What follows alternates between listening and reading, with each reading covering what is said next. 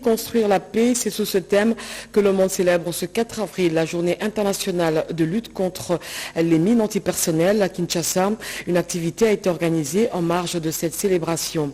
Et puis Maindombe, sans polio, plus de 450 000 enfants de 0 à 59 mois seront vaccinés contre la poliomyélite pendant 3 jours. Le nouveau vaccin polio oral du type 2 va être administré aux enfants de porte à porte. L'objectif est de lutter contre la poliomyélite. Enfin, la route nationale numéro 5 au sud Kivu, bientôt réhabilitée. Une délégation mixte des grands travaux conduite par le gouverneur intérimaire de province est descendue sur les lieux pour s'enquérir de l'avancement des travaux de cette route principale qui va non seulement développer la province mais aussi restaurer la paix dans les villages voisinants. La nationale numéro 5. Mesdames, Messieurs, voilà tout pour les titres. Merci de nous rejoindre pour vous informer. Dans les préparatifs d'une remise-reprise à l'hôtel du gouvernement, un tête-à-tête a eu lieu ce jeudi entre le Premier ministre sortant et entrant. Les deux personnalités ont déjà eu à collaborer sur plusieurs dossiers majeurs. À l'issue d'une séance de travail de 2 heures avec le nouveau Premier ministre, Jean-Michel Samalou Kondé dit noter d'elle un caractère de discipline dans le travail. Un reportage de Françoise Bouela et Pompon Ouba. Pendant 1 an, les deux personnalités ont eu à collaborer sur de nombreux dossiers liés aux réformes, climat des affaires, cadre macroéconomique et autres pour la bonne marche du gouvernement. En ce moment où la nouvelle première ministre Judith Suminwa Tuluka constitue son équipe, quoi de plus normal avant la remise-reprise avec son prédécesseur Jean-Michel Samalou Kondé Kyenge de tenir cet échange. Mes premiers mots, c'était en tout cas des mots de félicitations à Madame la Première ministre. Ensuite, vraiment en toute cordialité, nous avons eu l'occasion d'échanger sur un partage d'expérience. Ayant été à la même fonction portée par son Excellence Monsieur le Président de la République, on s'entend pour la législature passée, donner ce qu'avait été mon expérience pour qu'elle puisse y tirer, en tout cas, les points positifs qui vont l'aider dans les prochaines étapes qui l'attendent. Dans plusieurs camps politiques, cette nomination a créé un effet surprise. Le chef du gouvernement sortant reste lui marqué par les qualités de la personne qui le remplace. La première ministre avec laquelle j'ai eu à collaborer au sein de mon gouvernement comme ministre d'État et ministre de Plan a été quelqu'un avec qui d'abord nous avons eu une très bonne collaboration, tout le temps que nous avons eu à travailler ensemble. Mais je crois que ce que moi j'ai noté, c'est d'abord un caractère de discipline dans le travail, mais surtout beaucoup de technicité de par son parcours et surtout beaucoup de professionnalisme. Je reste convaincu que du fait d'avoir été non seulement au contact avec des institutions internationales, mais aussi d'avoir été vraiment sur le terrain ici, particulièrement avec tous ces programmes que nous avions à la base, ça lui donne vraiment une bonne assise pour avoir palpé vraiment du doigt sur le terrain ce qui sont les difficultés et comment les appréhender, mais surtout de rester aussi un interlocuteur valable pour toutes ces institutions pour lesquelles nous sommes en programme et pour lesquelles nous sommes dans des grands échanges. Je reste vraiment convaincu que ces atouts vont lui permettre d'être encore plus à la hauteur de sa tâche. C'est clair que la machine se met en place pour étoffer la composition de la nouvelle équipe gouvernementale et s'attaquer aux urgences du pays. Le gouvernement de la République demande des explications à l'archevêque de Kinshasa sur ses propos tenus dernièrement lors de son homélie pascale pour le porte-parole du gouvernement. Le cardinal Ambongo doit clarifier ses propos puisque ceci s'apparente à un soutien moral à tous ceux qui ont pris les armes contre la République démocratique du Congo. On écoute Patrick Mouyaya. Je vais commencer par les propos du cardinal. C'est des propos qui sont extrêmement graves, venant d'un chef religieux de son acabit. Pourquoi je le dis?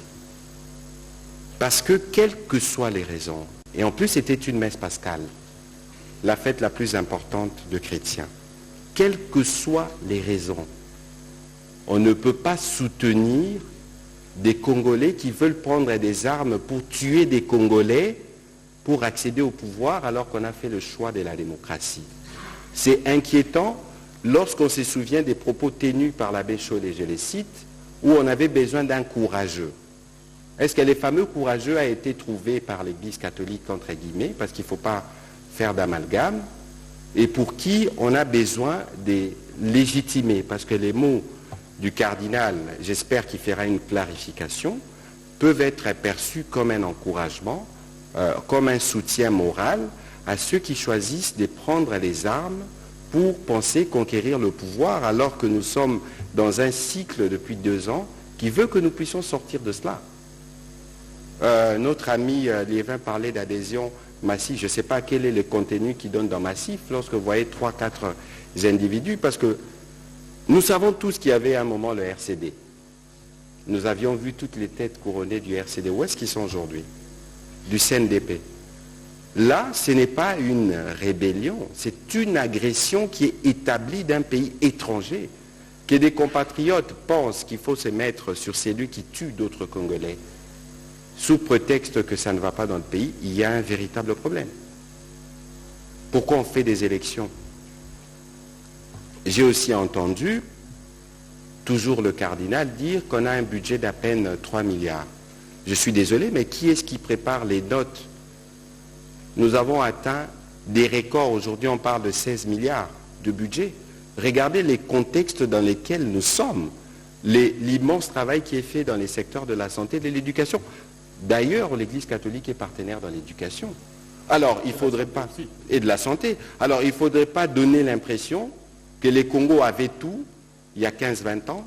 Maintenant, il n'y en a pas. Et cette manière de parler du gâteau, c'est quoi le message que le cardinal veut planter dans l'imaginaire collectif?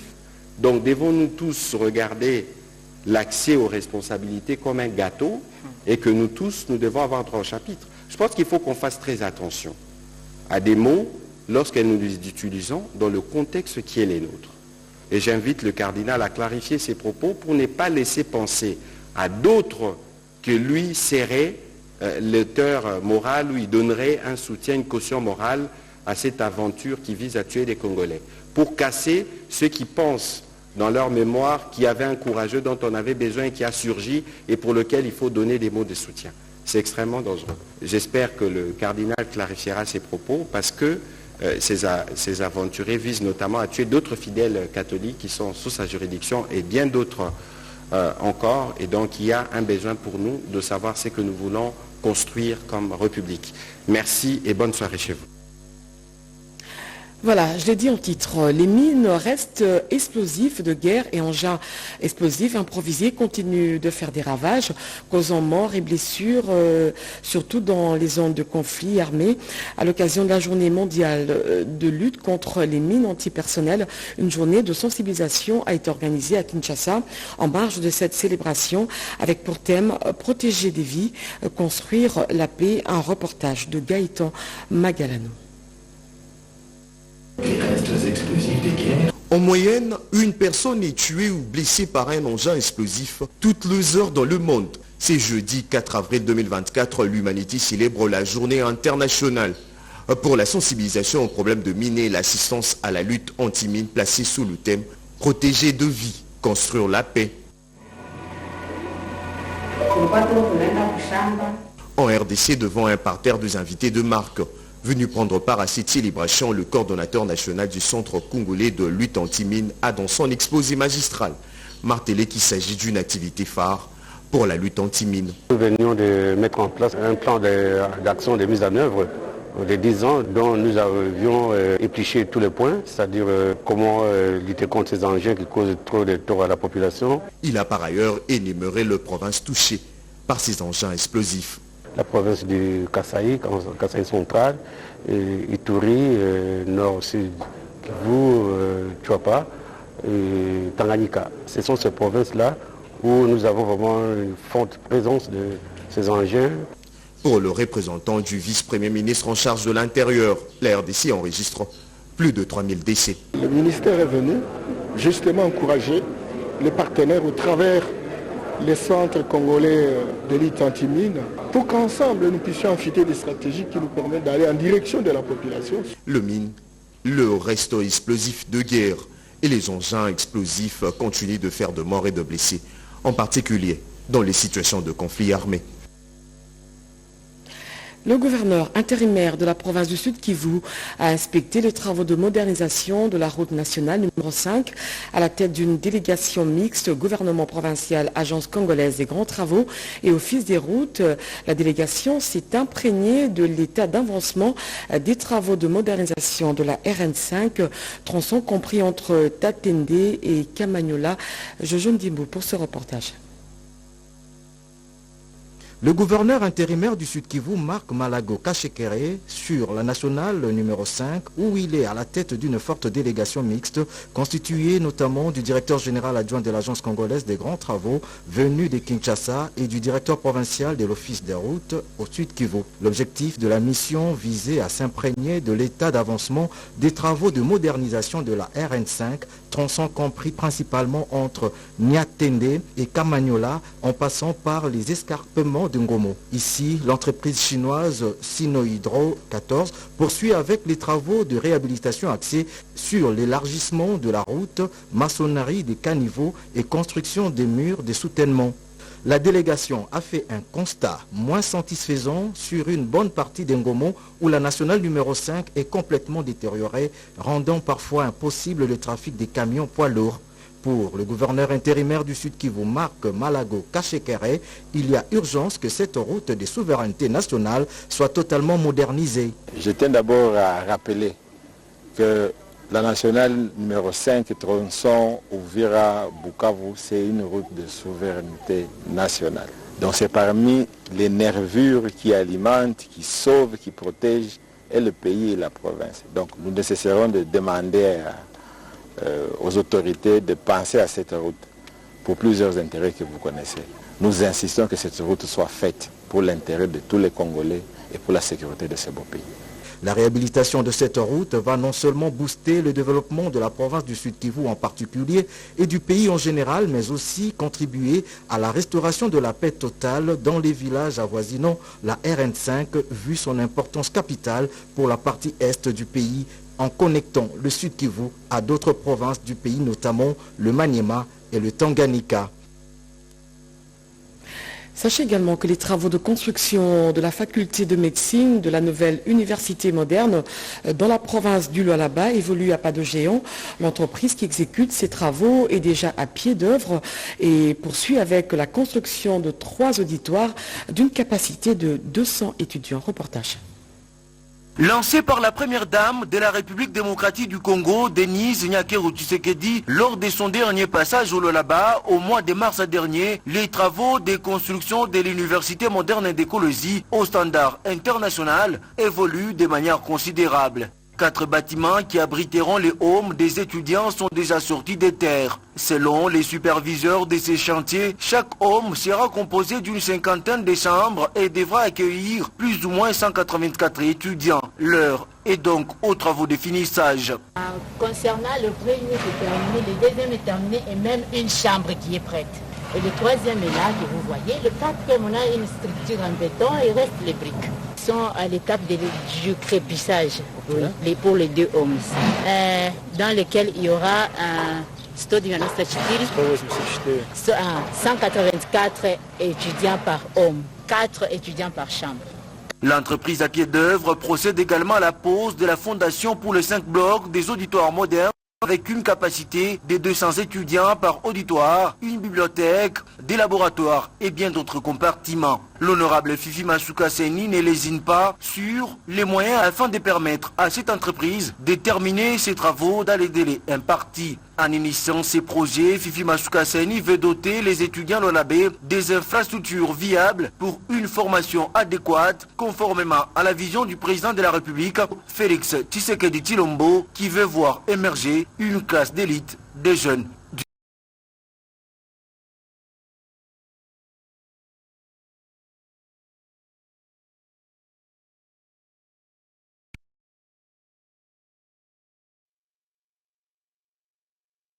a procédé au lancement de cette campagne appuyée par l'OMS. Objectif, atteindre les objectifs exigés par le programme élargi de vaccination pour une meilleure couverture vaccinale des enfants. Reportage. Le ministre provincial en charge de l'éducation, le professeur Géry Montote, qui assure l'intérim de Madame le gouverneur en mission, vient de procéder au lancement officiel de la campagne de vaccination contre la poliomyélite première phase. Ce mercredi 3 avril 2024, devant la salle polyvalente Paul Maurice de la commune de Pongonzoli. Le gouverneur à l'intérim a expliqué les biens fondés de la vaccination contre la poliomyélite et les conséquences néfastes que pourraient subir les enfants à cause de la négligence de leurs parents.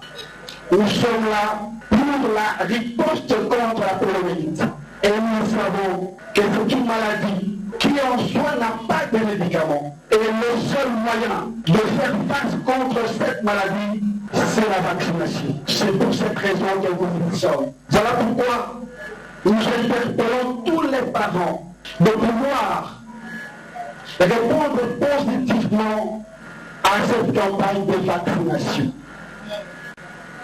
Parents, nous devons éviter d'être responsables des conséquences négatives qui peuvent advenir à nos enfants et à toute la jeunesse du Maïdomé, tout simplement parce que nous n'avons pas répondu à la riposte contre cette maladie qui paralyse nos enfants.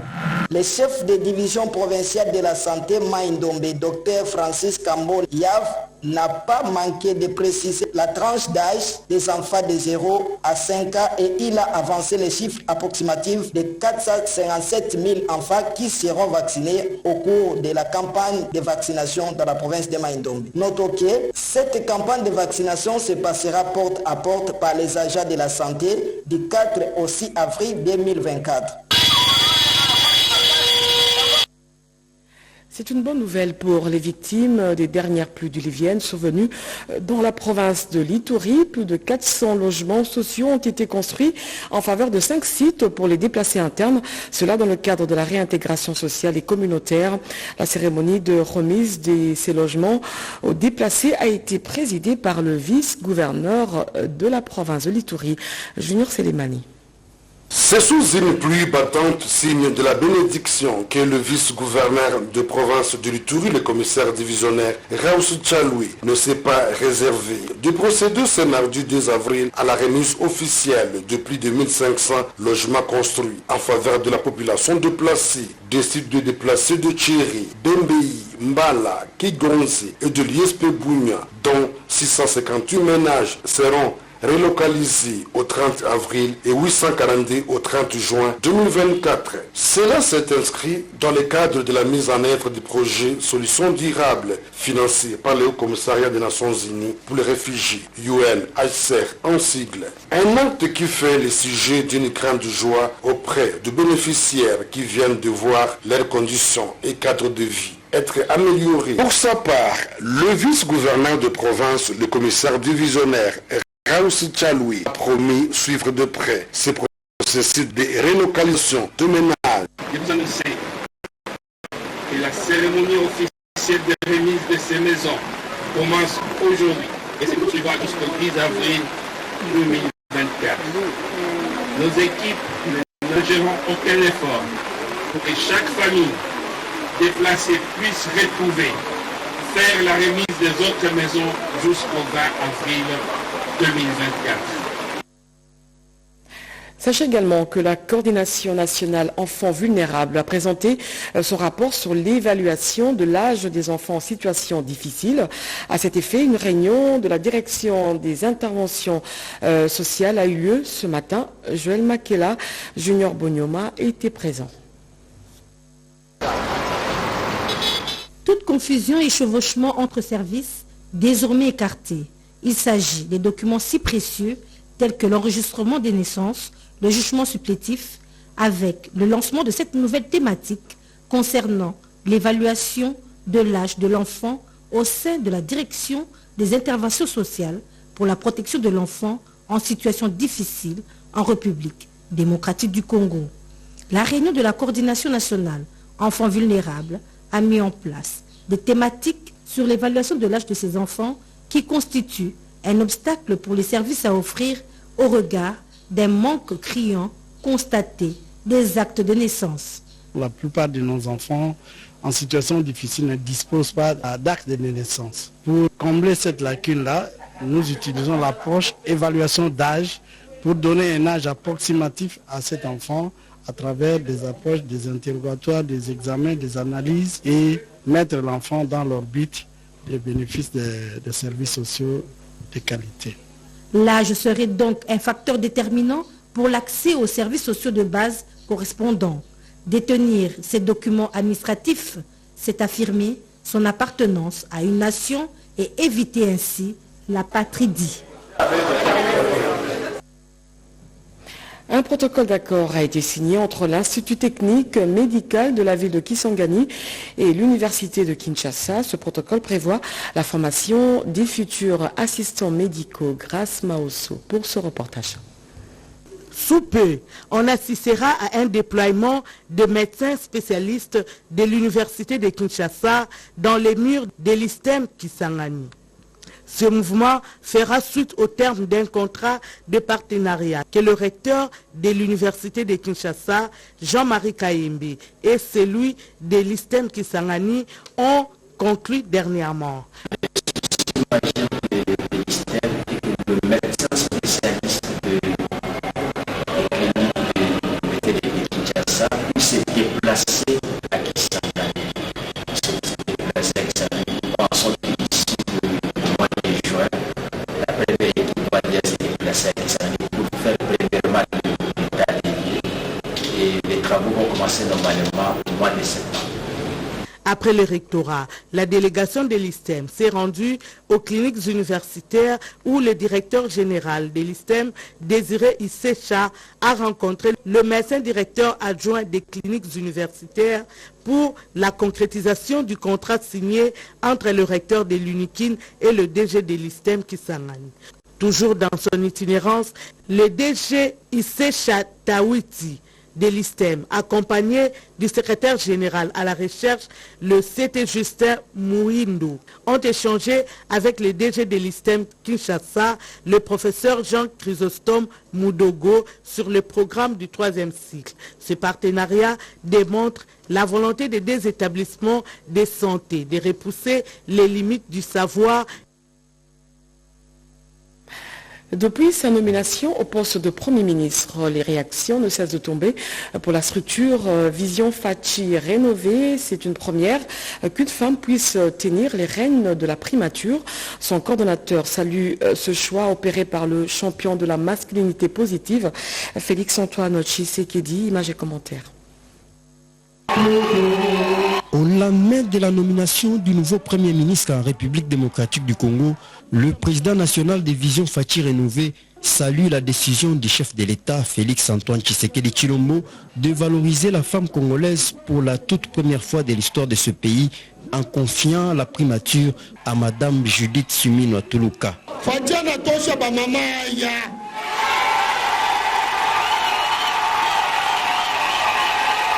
Au cours de cette matinée politique hebdomadaire tenue ce mercredi 3 avril 2024 avec le cadre des bases de son parti à Lubumbashi, Kalimbouyi a réitéré son soutien au ticket de l'Union sacrée de la nation à différents postes de responsabilité politique dans le Haut-Katanga. À l'exécutif provincial, seuls Jacques Kaboula Katoué et Martin Kazembe Choula comme gouverneur et vice-gouverneur sont des personnes les plus convenables pour diriger la province du Haut-Katanga au regard notamment de leur loyauté à la vision du chef de l'État. Vision Fachi Rénové reste donc déterminée à soutenir Jacques Kaboula pour la réussite de son mandat. Une autre réaction, c'est celle de Doli Tshilombo, élu de la Tchangou, qui lui aussi salue le choix du président de la République et attend du nouveau locataire de la primature plusieurs réformes dans différents secteurs. Regardez. Judith Toulouka Souminois est à l'honneur. Le choix du président de la République, Félix-Antoine Tshisekedi Tshilombo, sur sa prestigieuse personne ne retient pas les éloges des compatriotes qui souhaitent voir la femme occuper les postes de commandement. La députée nationale Doli Tshilombo s'en réjouit. Nous voulons tout d'abord remercier le chef de l'État qui aujourd'hui encore promeut la femme, qui nous valorise, j'aimerais dire, parce que d'aucuns disent que la femme ne vaut rien, la femme n'est pas capable. Et aujourd'hui, il montre à la surface du monde entier. Et je pense que cette nomination a fait parler partout dans le monde, parce que, étant la première de la sorte en République démocratique du Congo, Madame la Première ministre, Madame Judith Toulouka Souminois, ce que nous pouvons lui souhaiter, en tout cas, c'est de continuer de travailler comme elle a toujours fait jusqu'ici, en s'améliorant, en perfectionnant, en donnant encore le meilleur de ce qu'elle a. Nous avons confiance en elle. Nous savons qu'elle va porter très haut et très loin ce pays par des nouvelles réformes, par la mise en place, par l'application de sa vision pour le développement de notre pays. Elle a parlé du social et surtout de pouvoir agir par rapport à la guerre qui se trouve dans l'est du pays. Et nous savons qu'elle va agir comme il se doit pour pouvoir travailler sur ces deux axes-là. Tout ce que nous souhaitons, c'est de se concentrer dessus et de mettre toute son énergie, sa force, ses compétences, son intelligence, bien sûr, par la grâce du Seigneur, pour pouvoir atteindre cet objectif-là. Doli Tshilombo implore les bons dieux afin que les mandats de la Première ministre laissent des empreintes indélébiles dans l'histoire de ces pays à dimension continentale. Et dans la province du Nord Kivu, les activités liées à la célébration du mois dédié à la femme pour sa lutte contre les inégalités sociales s'est clôturé à l'université de Goma.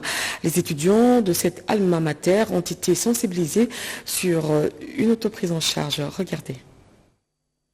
L'Université des martyrs du Congo, à travers son centre CEPAS, continue à célébrer le mois dédié à la lutte pour la promotion des droits de la femme. Ce mardi 2 avril 2024 à Goma, la femme congolaise face aux enjeux de la défense de la patrie et la stabilité socio-économique pour le maintien de la paix, c'est le thème au centre de la réflexion à laquelle ont pris part plusieurs autorités. À l'occasion, le Centre pour la promotion professionnelle et action sociale CEPAS UNIM a lancé les activités basées sur 4 axes. La didactique, la santé, juridique et économique pour l'autonomisation durable. La coordonnatrice de ce centre, Madame Magalano Marie-Solange, a invité la population congolaise à penser aux orphelins, veuves et enfants des militaires et policiers souvent oubliés. Nous avons jugé bon qu'on donne un peu de détails sur ces thèmes parce que nos bénéficiaires, ce sont les orphelins de militaires. Nos bénéficiaires, ce sont les dépendants des orphelins de militaires, entre autres leurs épouses. C'est une catégorie de personnes négligées. C'est une catégorie de personnes discriminées. Un martyr qui donne sa vie au compte des autres. Un héros qui donne sa vie au compte des autres et que sa descendance n'est pas prise en charge, c'est pas du tout bon. Nous avons jugé bon de mettre en place quelques activités dans le cadre de l'université. Ici est de signaler que des vivres et non-vivres ont été distribués aux veuves et orphelins de militaires et policiers ainsi que les femmes des blessés de guerre. Une expression d'amour de cette université à cette catégorie. Rappelons que plusieurs activités ont été organisées durant le mois de mars par l'UNIM RDC pour éveiller la conscience de la population congolaise en vue d'immortaliser les âmes de nos martyrs à travers les actions de solidarité et de conscientisation pour une éducation de qualité. Le gouverneur de la province du Kasaï central a présidé la cérémonie de réception des kits complets composés des tenues et autres objets pour la police de garnison de la ville de Kananga.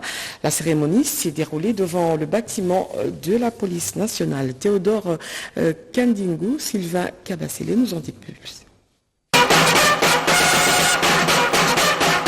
Bien rangés devant le commissariat provincial de la PNC Kasaï central, les cadres et agents de la PNC ont bénéficié d'un kit complet de leur tenue nationale, dont du gouvernement central, comme preuve de l'attention particulière du commandant suprême de FARDC de la PNC, Félix-Antoine Tshisekedi, qui tient mordicus à améliorer les conditions de vie et de travail des policiers à travers toute la République démocratique du Congo. Après le renouvellement l'an dernier de leur charroi automobile par Kinshasa, mais aussi l'octroi des motos de marque à Apache sur fonds propres de la province du Kassai central pour faciliter leur mobilité en temps de patrouilles ordinaires et ou d'intervention rapide, les policiers du Kassai central ont salué le geste de ce jour, un couronnement du plaidoyer intensif mené par le numéro 1 du Kassai central auprès des instances policières nationales chaque fois qu'il se rendait à Kinshasa. Sous l'œil témoin et approbateur du commissaire provincial de la PNC Kassai central, Léon Bassa, ainsi que de tout son staff, le gouverneur de province John Kabaya Shikai a remis officiellement à chaque policier un kit complet où l'on retrouvait une tenue nationale bleu foncé, mais également une ceinture, une paire de bottes, un béret et un gilet, leur demandant d'accomplir dignement leur mission régalienne, celle de sécuriser la population, et c'est bien. Nous sommes redevables à cette population pour sécuriser Yango.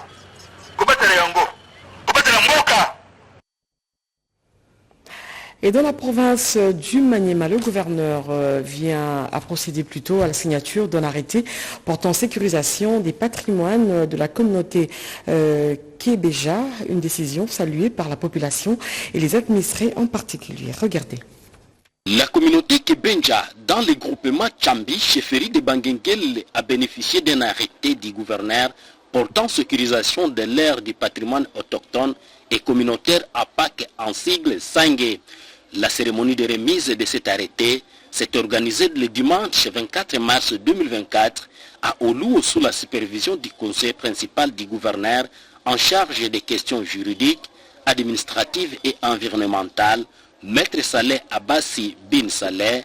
La plus grande particularité dans cet acte administratif qu'a pris l'autorité provinciale, c'est le fait que c'est pour la première fois que la République démocratique du Congo et la province du Maniema venaient de concrétiser le vœu du législateur congolais en ce qui concerne la sécurisation des sites traditionnels ou des sites sacrés en République démocratique du Congo, selon le code forestier et la loi 015 portant statut de chef coutumier, qui voudrait ou qui veut que les chefs coutumiers soient les vrais défenseurs de rites traditionnels, les vrais défenseurs de la tradition en un mot, les défenseurs de notre culture et nos us et coutumes.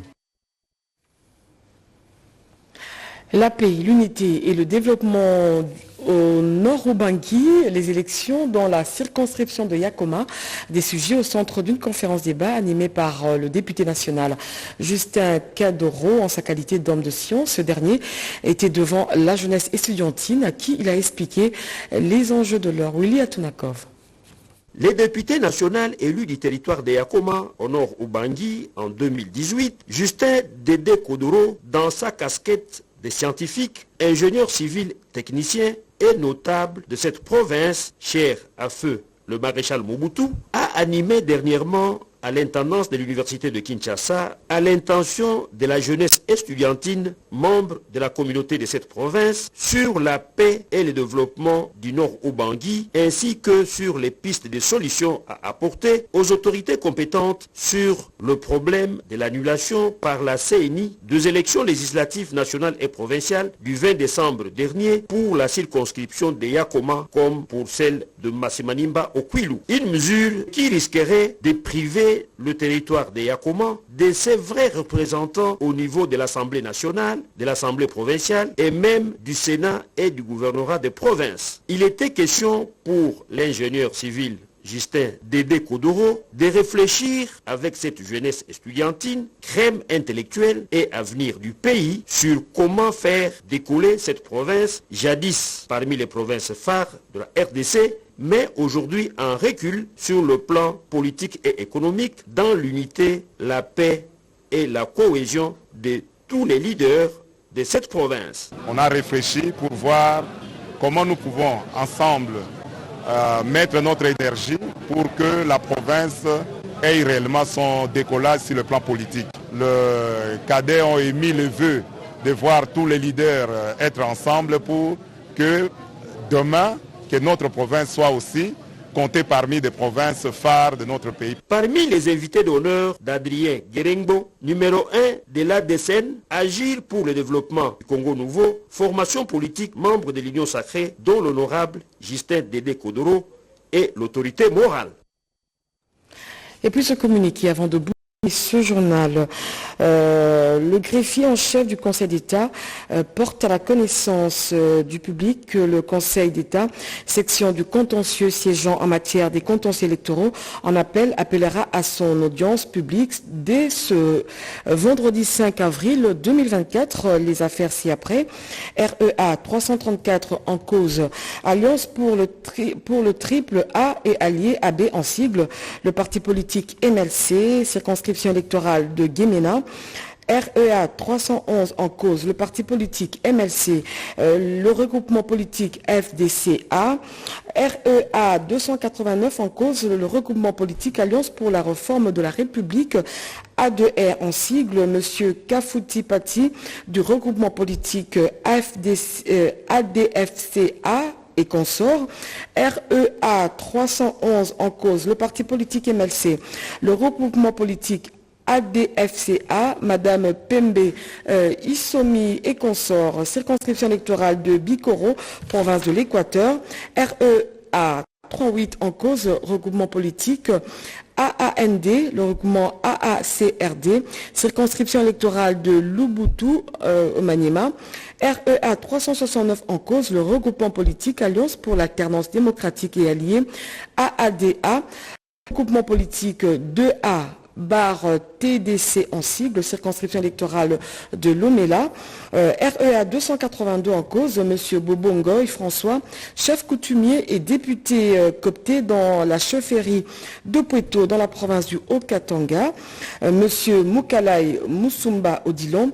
REA 379 en cause, le regroupement politique Action Audible pour la bonne gouvernance AABG en sigle, le regroupement politique ACPA, circonscription de Lemba, Kinshasa. REA 327 en cause, le regroupement politique AADA en sigle, le regroupement politique A-AAP et A-AUNC, circonscription électorale de Kolé, province du Sankourou. REA 259 en cause, M.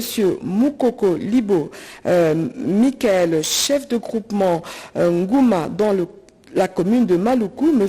Iba Missourou David. REA 266 en cause, le regroupement politique AACPG et son candidat Toumba Lualaba Simon, le regroupement politique Alliance de Tshisekedistes unifié Atoua en sigle, circonscription électorale de Ndemba, province du Kasaï central. REA 252 en cause, le regroupement politique Alliance 224, A24 en sigle, le parti politique MLC et le candidat Kebongo Raphaël, circonscription électorale de Massina, Kinshasa. REA 373 en cause, le regroupement politique AB, le regroupement politique 4AC et son candidat Yingi Chamaloba Marcel, circonscription électorale de Kaemba, province du Kwango. REA 365 en cause, le regroupement politique Les Progressistes LP en sigle, M. Nyangi Kaonda Olivier du regroupement politique AFDCA. REA 356 en cause, le regroupement politique Les Progressistes LP. M. Kebongo Raphaël du parti politique MLC. REA 386 en cause de regroupement politique AAAP, M. Ngoyi Mvuzi Jean et M. Kebongo Raphaël. REA 301 en cause le regroupement politique Avançant MC et son candidat Kabwika Mastaki Kouliva Lasseni. REA 309 en cause le regroupement politique AAND, le regroupement politique AACPG, circonscription électorale de Kailo, province du Maniema. REA 380 en cause le regroupement politique AAAP, le parti politique MLC et son candidat Samba Mwamolele Clovis, circonscription électorale d'Unsele Kinshasa. REA 370 en cause, le regroupement politique, les progressistes LP en sigle. Madame Kanefou Bahati Edith du parti politique UDPS Tshisekediste, circonscription électorale de Limete Kinshasa. REA 343 en cause, le regroupement politique Action pour l'unité nationale, AUN en sigle. Monsieur Lingomba Libayagi Saïd du regroupement politique FPAU, circonscription électorale de Bumba, province de la Mongala. REA 387 en cause, le regroupement politique ACPA, regroupement politique AACPG. REA 262 en cause, le regroupement politique 2A/TDC en sigle. Les regroupements politiques AUN et AFDCA en sigle, circonscription électorale de Calais Sud Kivu. REA 279 en cause, le regroupement politique À nous de bâtir le Congo ANB. Madame Kidima Nzumba Ida du regroupement politique ANB et la CENI, circonscription électorale du Kwilu, ville-province du Kwilu. REA 328 en cause, le regroupement politique À nous de bâtir le Congo ANB, la CENI et consorts. C'est un communiqué signé par le greffier en chef Jules Mathieu et Katou Limbele. Fin de ce journal, mesdames, messieurs. Merci de l'avoir suivi. Je vous retrouve demain avec le même plaisir. D'ici là, portez-vous bien. L'actualité continue sur la chaîne nationale. Au revoir.